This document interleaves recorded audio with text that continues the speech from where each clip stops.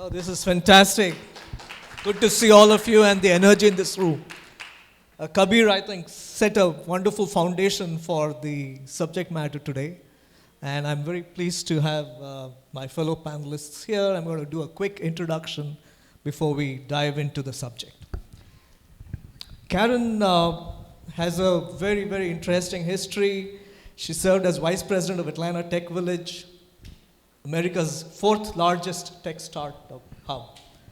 And they raised, over $2 billion and created more than 9,000 jobs in this area.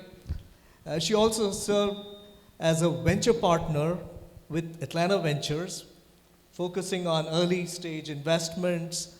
And she's also the founder of a not-for-profit Do Good initiative. She's been a recipient of the Women in Technology's Women of the Year Award, ATP's Impact Award, and so on. Quite a long list there. I'll just skip to a couple more that may be of interest to you, which is being recognized as one of Salesforce's 10 small business women who inspire. She's now the CEO and founder of Infinite Giving, a modern investment platform for not-for-profits.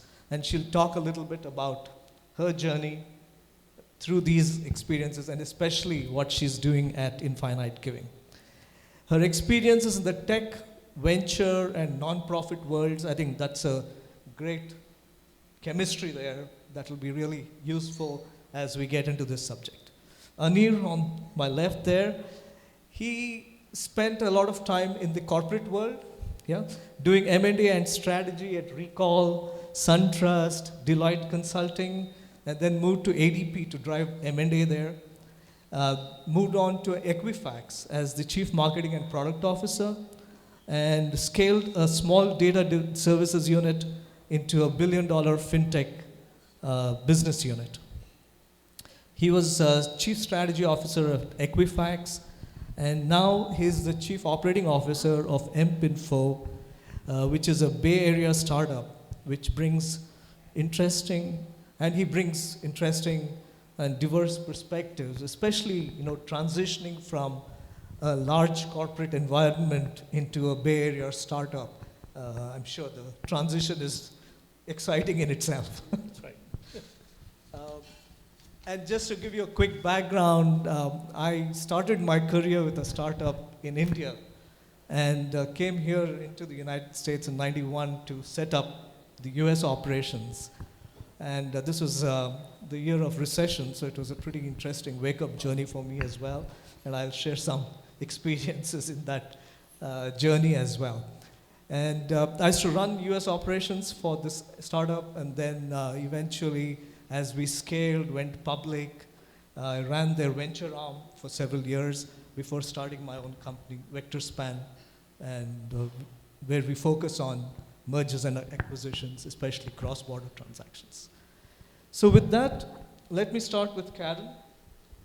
Karen, can you talk a little bit about your journey, especially your current role, and how you have been addressing product market fit? Sure. Hey, everyone. Glad to be here. My name's Karen Houghton. I'm the CEO and founder of Infinite Giving. I've not always been a founder, so you read a lot of interesting background, but I've gone from ecosystem, kind of builder, advisor, to venture capital, been on that side of writing the checks, and now I'm an entrepreneur. Luckily, I've been on the side of receiving those checks, so we've raised about $1.6 million in our first year and a half, which is super exciting. But I've been on all of those sides. If you're not an entrepreneur yet but want to be, will you raise your hand, just out of curiosity of who we're talking to? There are a couple students, right? There's a few of us. If you're an entrepreneur but you have less than 5 employees, raise your hand. All right. If you have 20 and under, raise your hand. That was a big jump, I know. All right. And if you have more than 20, raise your hand. Okay. All right, show-offs. We'll get there one day. So there's, God, our keynote was so good. But there's so much to talk about on finding that idea. I love the hedgehog, right? So the idea of I spent 9 years in VC. It's like I get the question all the time of like, well, what made this startup be the one that you wanted to do? And I had a background when I was in my 20s. I started a nonprofit, right? And then as I grew in my career, I got into technology, started advising, got into venture, loved finance. I was also serving on boards, right? If you guys are not serving on a nonprofit board, you should, they need you. So then I started having a lot of board experience, and it was kind of this really unique opportunity of, gosh, small to mid-sized nonprofits do not understand finances, right? We know that. And instead they rely on boards. Well, boards are volunteer revolving boards. And if you got a lot of money, you're served really well, but if you've got like 10 million and under, especially 5 million and under, no one really wants a nonprofit's finances. Yet why should they not have democratized access to good investment strategies, T-bills, money markets with better rates? Why can't they do an endowment, right? Why can't they have an access and avenue to receive asset gifts like stocks and cryptocurrency? And because I had board experience, I had founded a nonprofit, been an executive director, sat in that chair, and then had finance with a venture capital. I got my Series 65, because I figured out if we have to start an RIA, I have to have a Series 65. Got that, right, and started establishing that. But when you talk about the hedgehog, that's a long way of saying, like, I found that intersection of my unique experience and what I had been doing that I was meant to build. And if I had tried to find that earlier, I would not have gained all the experience that I had. That doesn't mean my co-founder, Seth Radman, he's our CTO, he's amazing. I mean, he had done like 4 startups by the time he was 25, right? We're not all that lucky. But I think finding kind of that path for me has been a really incredible journey. And like when you know it's what you're meant to build, you know. You're uniquely situated to build that. I guess you're one of the lucky ones to, find that wonderful magic spot in a way. Okay, Anir. Yeah, well, first of all, I'm Anir Pradhan. Thank you for having me here. I really appreciate it. And it's going to be a hard act to follow from what you heard from Kabir, and of course, such a great career that you have had as well. So a little bit about me. Yes, I have spent a lot of time in the corporate world, and I took the typical corporate path. I started off really in the M&A world, so a lot of acquisitions, buy side, particularly for, I was in the corporate development groups for many companies, mentioned Recall, and also at ADP. I always looked and marveled at whenever during acquisitions, I used to interact a lot with entrepreneurs as they were exiting, looking at what they built, and marveled at the value, the thinking, how they came up with the idea, and how they nurtured that baby and grew into a business that eventually a company like ADP. And also when I moved on to Equifax, at Equifax we did a bunch of acquisitions as well, how we as corporates looked at these types of companies. And it was not just the idea, but I'll tell you, at the end of the day, it came down to the team and the people that were running it. So we used to look at a few things. We used to look at certainly the team, we would look at processes, and whether those companies would scale, right? So it was beyond the proven product market, but after you have had the product market fit, is the company able to scale, right? That was a pressure test we would always look at. Fast forward, now I am working for a startup. It's a company out of the Bay Area. What we do is we provide real-time employment and income data on any consumer in the US.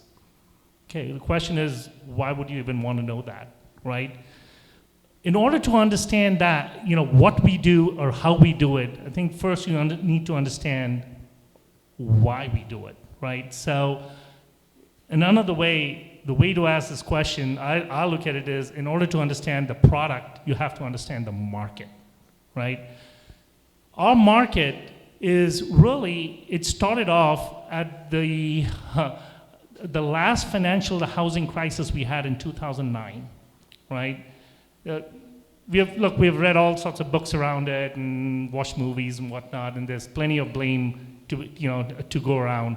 But one of the underlying reasons for the huge housing meltdown in 2009 was the fact that homeowners were in homes that they could not afford to pay, right? And when loans were provided at that time, there was no test for what consumers made in terms of their income, their salary. It was all based on what you put on your application form, and that was taken your word was taken for that.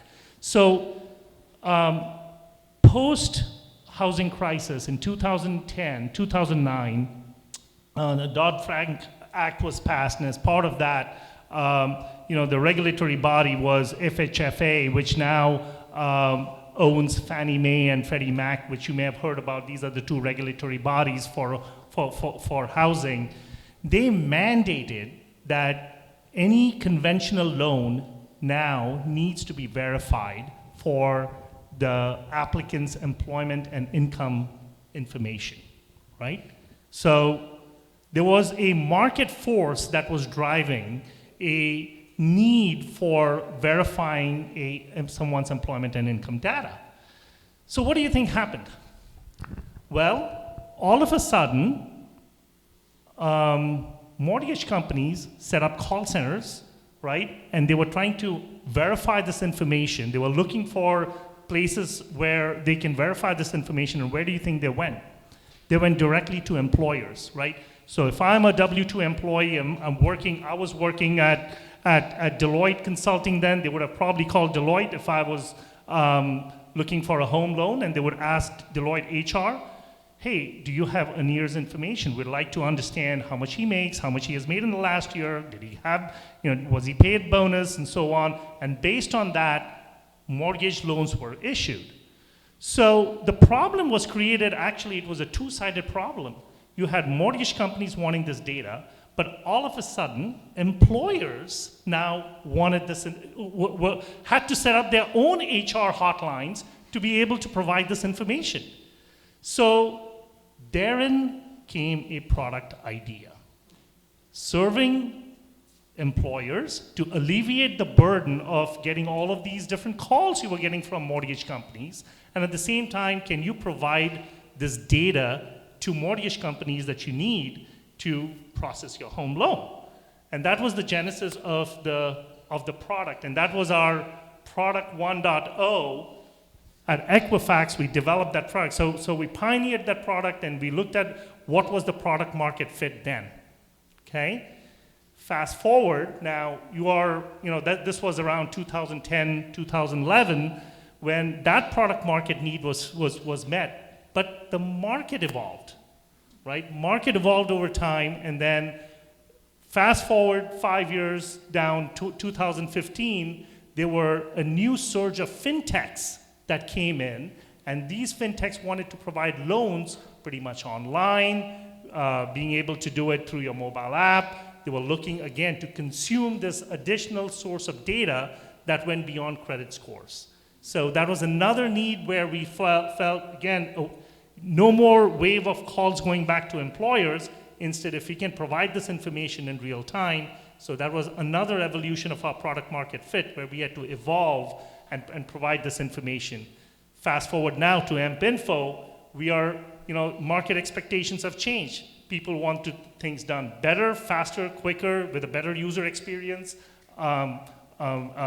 Make sure that data privacy and data security are paramount to how we provide this information. So again, a new product in the marketplace, and that's kind of where we are in terms of our product market fit.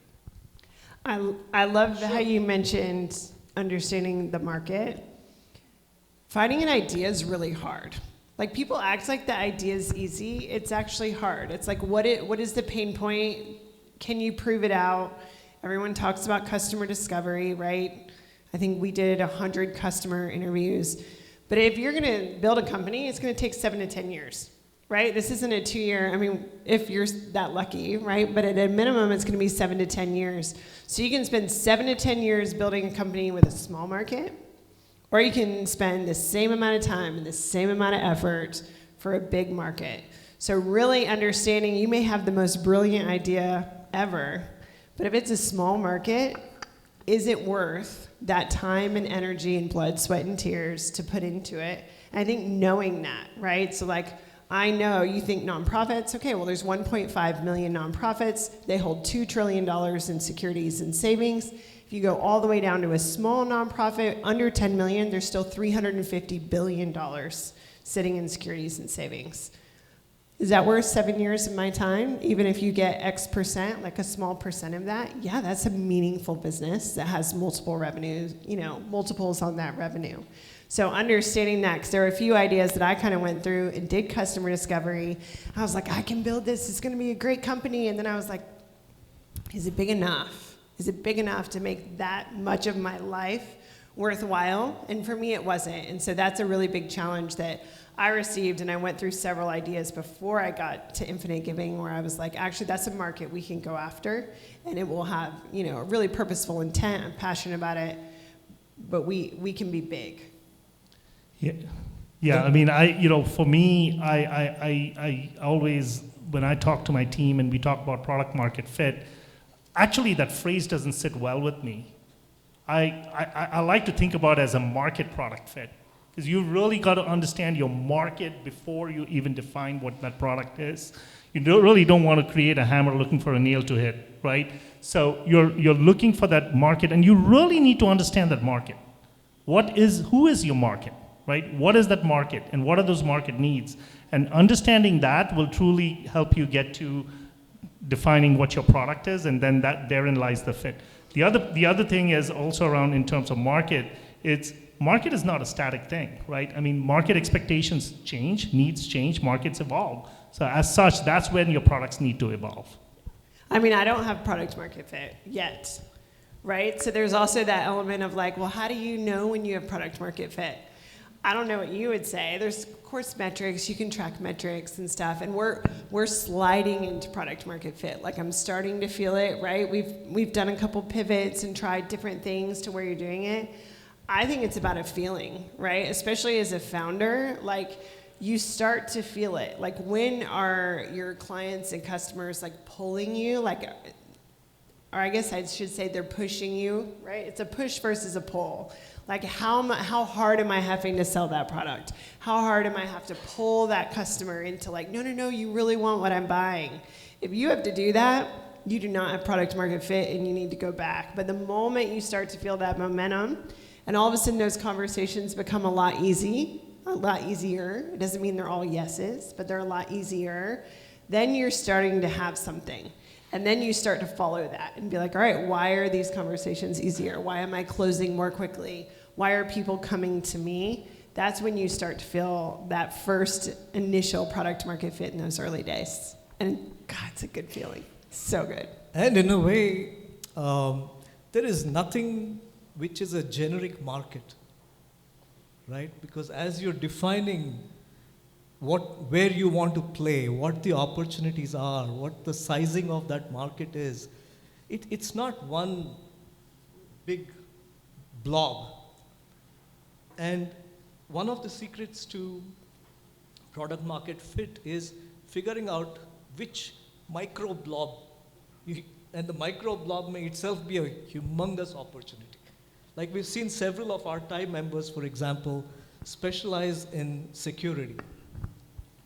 That's the space they understand well, and they're able to bring that huge securities market into something very, very specific. Slice it till you find one segment where you can shine. Again, the hedgehog principle, where you can shine. The other aspect, so that's on the market side. Similarly, on the product side, our traditional thinking is that we need to have an offering which meets a requirement, and if it's a technology solution or a services play or whatever, we a lot of times think of it as a packaging of a product in terms of features, benefits, etc. a lot of times, there are so many aspects to a product that if we start looking at tracking some of those elements, that may actually help you do a better product market fit. My own example was when I came here as a startup, and nobody knew me, and so no track record whatsoever. And the clients I used to meet, again, as Kabir was mentioning, you kind of go and listen to the customer. And the customers were saying, these projects take forever. We don't get, our internal teams don't give us reports. We have humongous budget overruns, and so on. And I saw that, in an undifferentiated service, I could use some of these inputs to actually configure my product. So my product was, apart from providing a core product development service, was actually differentiated on the fact that there would be a weekly milestone report. So the customer would never have to guess what's going on in the development shop. The second was that it was fixed price. So the customer would not have any of the budget overruns they were generally afraid of, especially enterprise customers. The third was money back guarantee. You don't like the deliverables, money returned, no questions asked, right? And that's exactly what the customer wanted to hear, because service was service. What you were developing or building was what anybody else would develop. They assumed a certain level of quality, but some of these attributes of the product really differentiated the product. Any thoughts on that? Yeah, let me add to that, because I think also, from a market standpoint, when you look at the market fit, what I have at least seen is you have to understand the maturity of your market. So I'll give you the example I gave you, right? We had, our journey really started with the mortgage crisis, right? At that time, it was regulatory driven, right? So with that, the market was just kind of learning in terms of what can you do with income and employment data that you could augment to like your credit scores, right? So you can assess someone's credit worthiness, their ability to pay, and they were just learning it. So to me at that time, how did we know we had that product market fit? Well, honestly, there was a lot of education, and this goes with business development. Our business development teams were more focused on awareness and education. What could be the potential? We were creating all sorts of, God only knows how many pilots we ran, and these pilots went nowhere for a long time, right? You know those customers that end up doing pilots after pilots where you're really not signing the big contract, right? We did a bunch of those types of pilots as well. But every time we were running it, we were gaining a lot of understanding in terms of what that true market need was, till we were able to at least get some early adopters. To me, that was the first success metric, if you will, right, in terms of understanding what that product market fit. Well, market matured over time, right? In which case, well, you're now not just looking for adopters, or the big marquee names have already you have a few names that have signed up, but then are you able to attract now?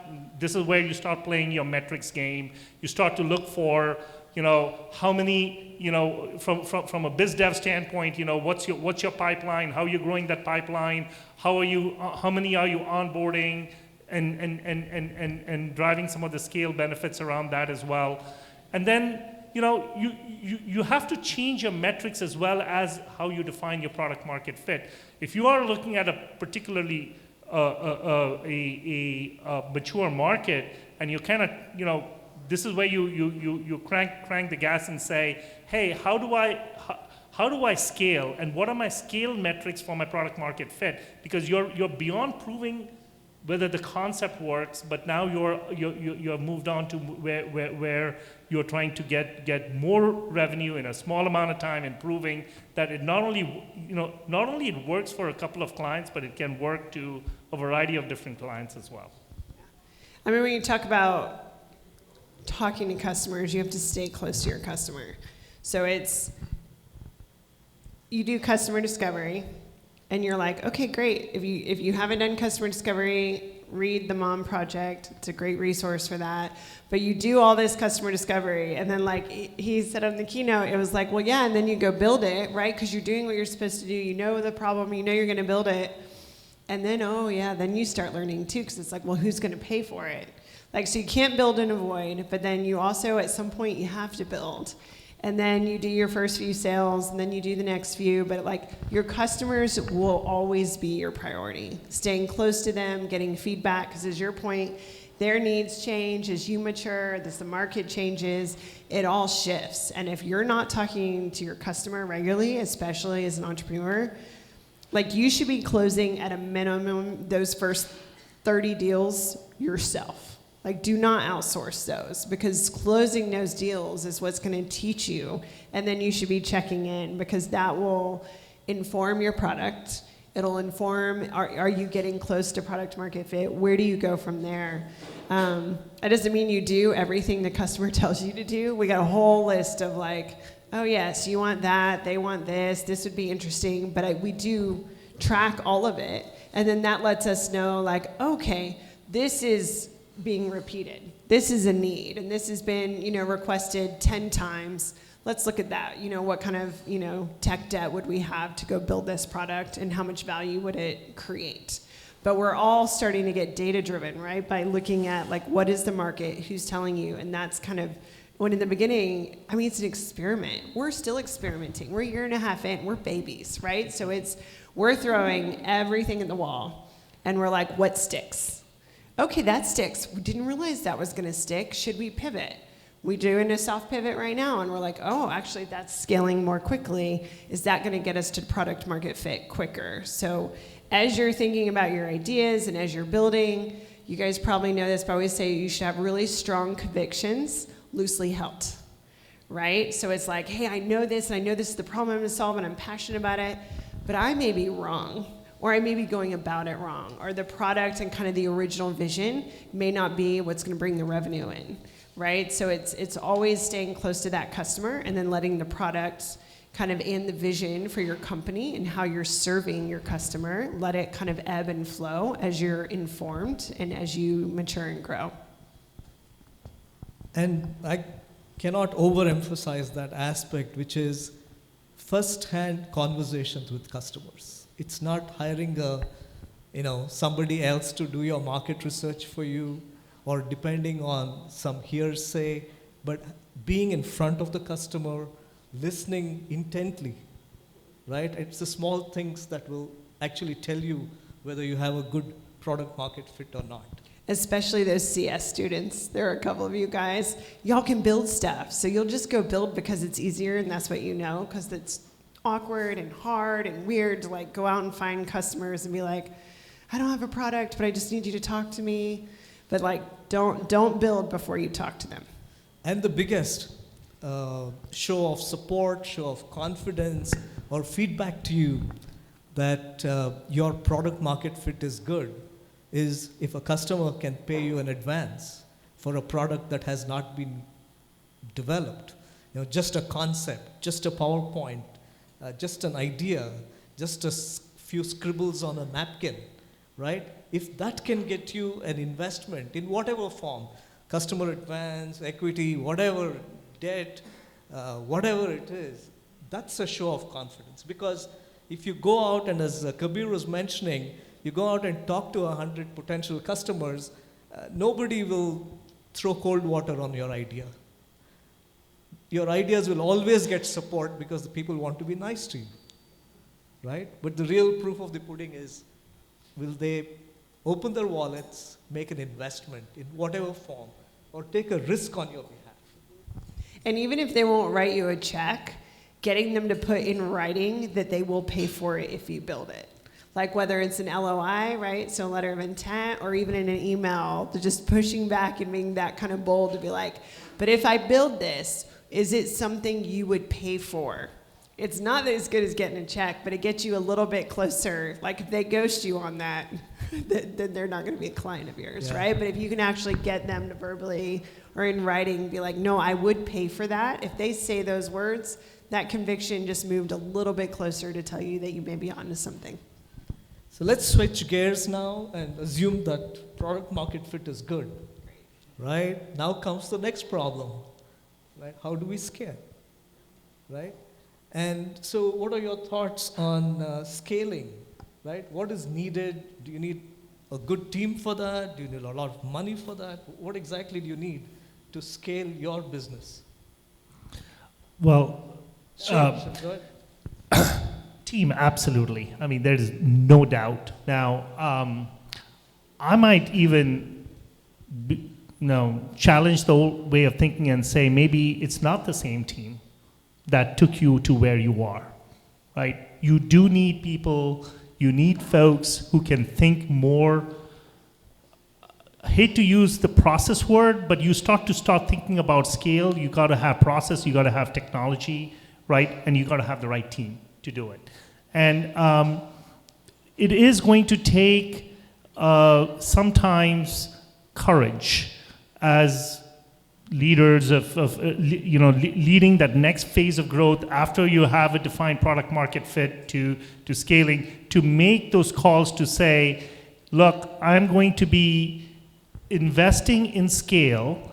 That means I got to now move on from the older system to the new system, or from an old process to new process. And anytime there is a change, it's hard, right? People are used to doing things in a certain way. You may have to institute a new process.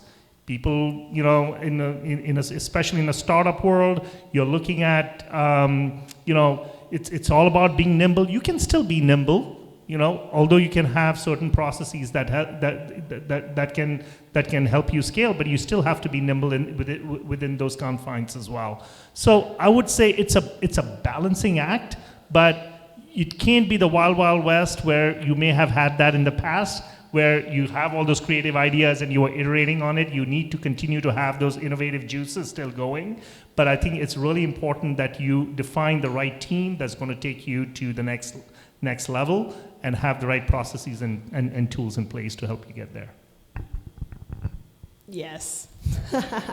All those things, and it's one of those, it's your team, but then it's scale. It's like, well, it's scaling from, did you get your first 10 customers? Can you get your next 10? Okay, well, when do you need to hire?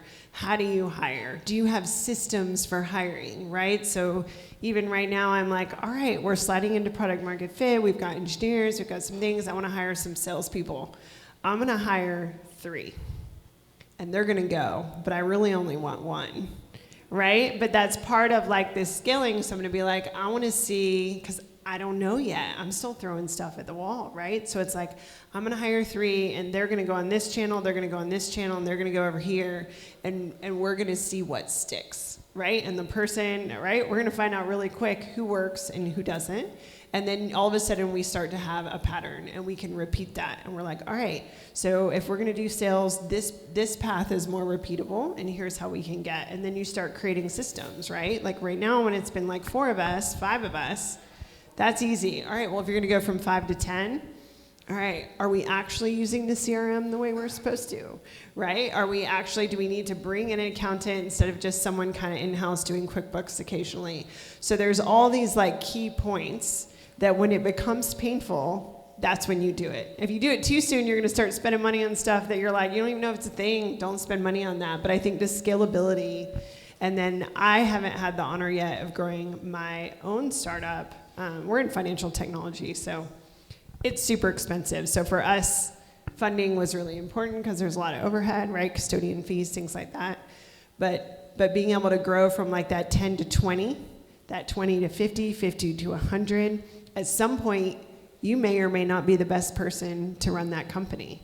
And there's been a lot of folks, like in the Atlanta Ventures portfolio, who started it, founded it, were the CEO, and guess what?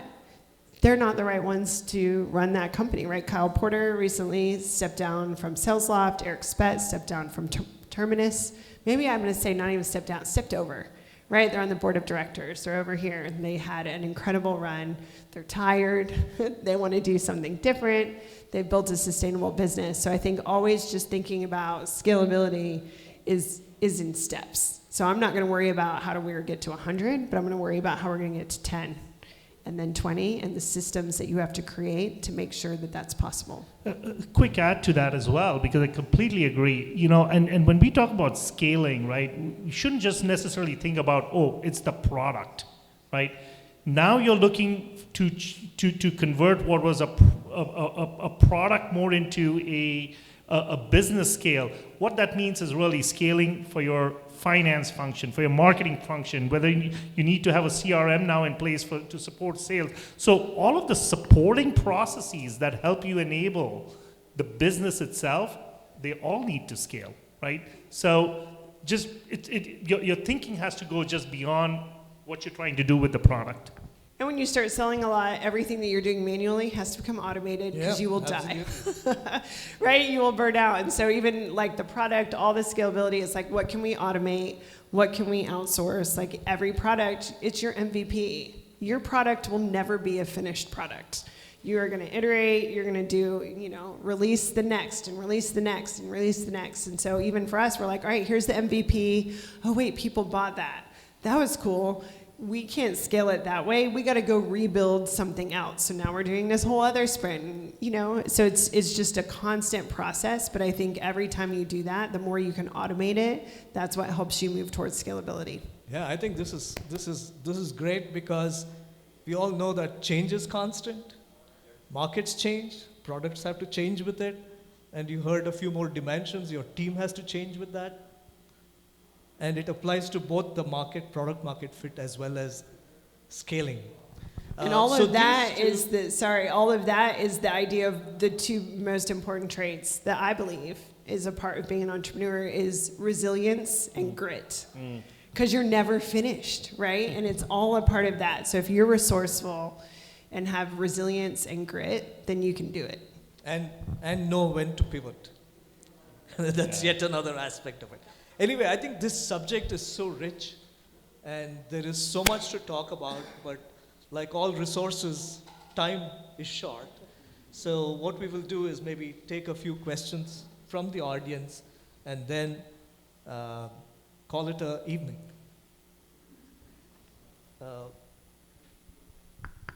Back.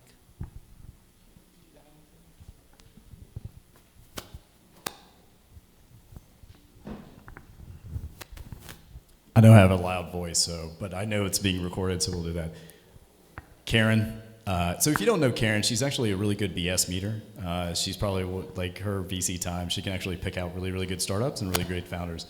Karen, you and I both appreciate this a great deal. How much is community and being a part of a good community, or even building a great community around your startup and the problem that you're trying to solve? How is that important, and how important is that, and how would you go about doing that or recommend doing that?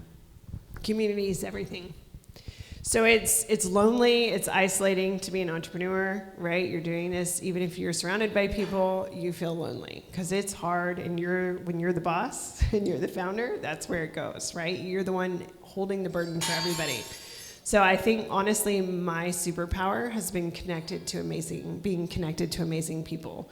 So having a network, having a community of like-minded people, like TiE, like Atlanta Tech Village, right? There are these places where you can go where people get it, where they understand, and that network of when you're surrounded with like-minded people, it's not just lip service. It's actually there are people in this room that have connected me to customers, that have connected me to investors, that have connected me to people. So I think the value of your network cannot be understated, and finding that place where you're comfortable and you can be vulnerable and make that ask, but know that you have people around you who will follow up on that and do that. And now I'm on the receiving end, but I do that all the time for people too. It's like, oh yeah, I need this. Also, what can I do for you? Let me go do that, right? It's that pay it forward mentality. And I think that mentality is what makes entrepreneurship so special and so different, is that is what you're reliant on and what you need. So yeah, great question. Community is so important. Awesome. Here, we have a question right here.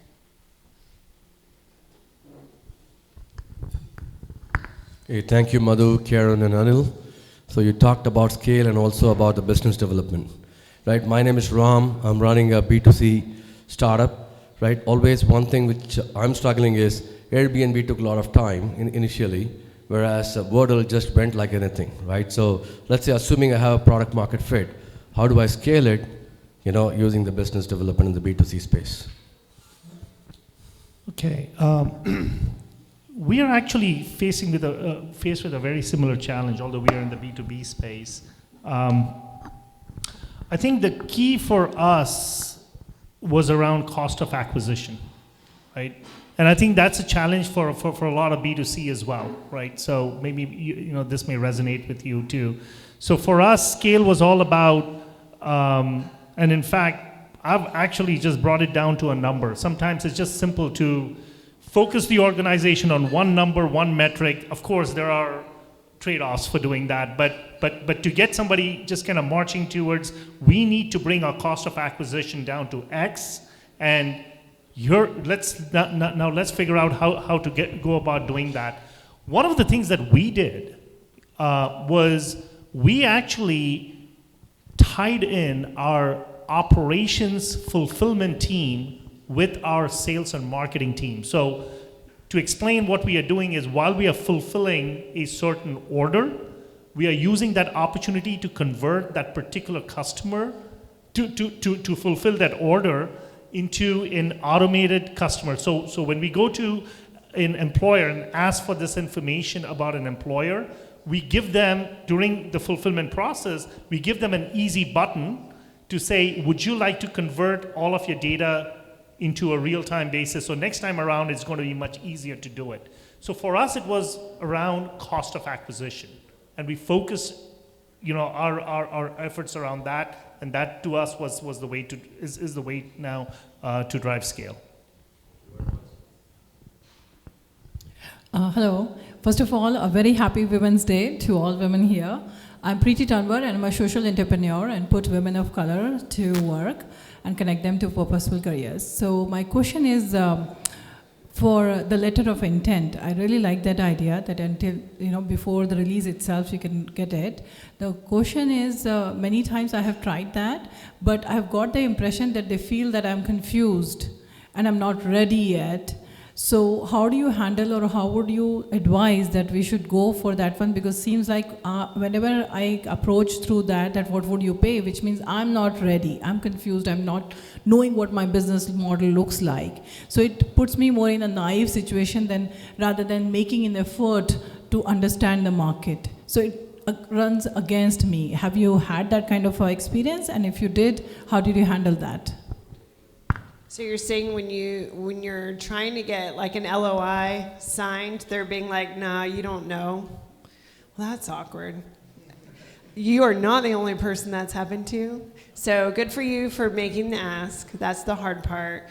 And then I would just say that's an awesome learning point. Like every no is a point to learn, right? So it's like, okay, they said no, this is their feedback to me. How can you look like you have your stuff together?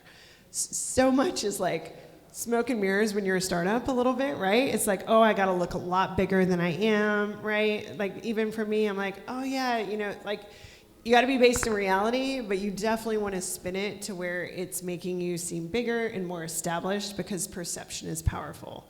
So I would just take that as a learning point and be like, all right, where I am, how can I make myself seem bigger and more established than I am? Often a huge piece of that is your website. How good is your website? Like if you've got a crappy website, you're not helping your brand, right? And you can do that. Like a website, either if you can't do it for free, do it for like $500, right? But get a really solid website.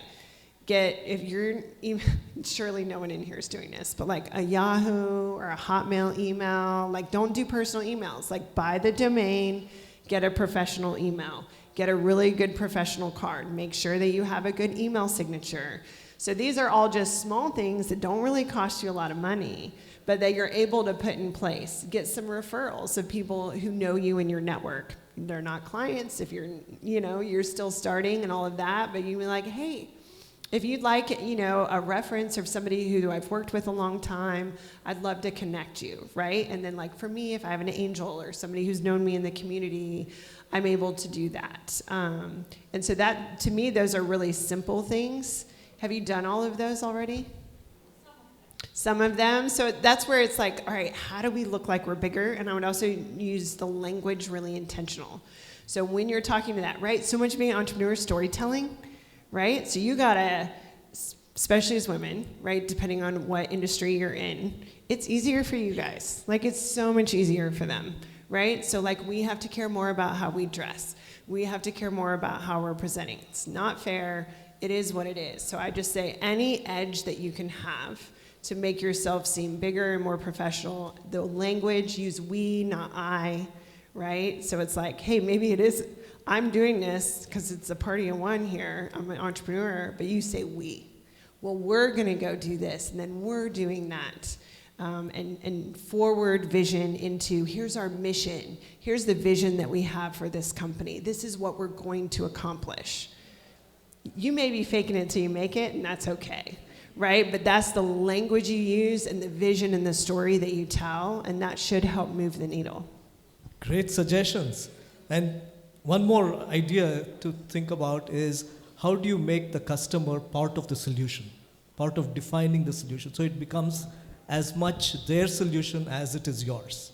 Because then the transition, it becomes teamwork, it's not a supplier-customer relationship, you change the relationship.